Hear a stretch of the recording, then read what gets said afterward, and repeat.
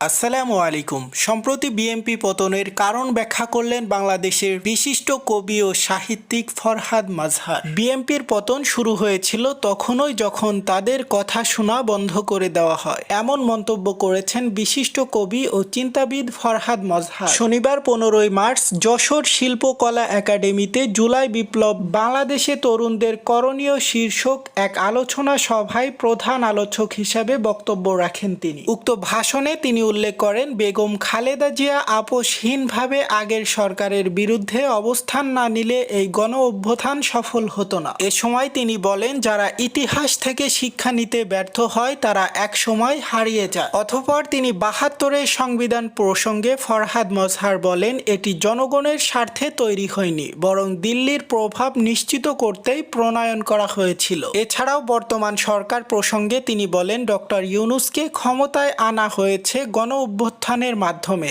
আর এই সরকার রক্তের বিনিময়ে নির্বাচিত হয়েছে।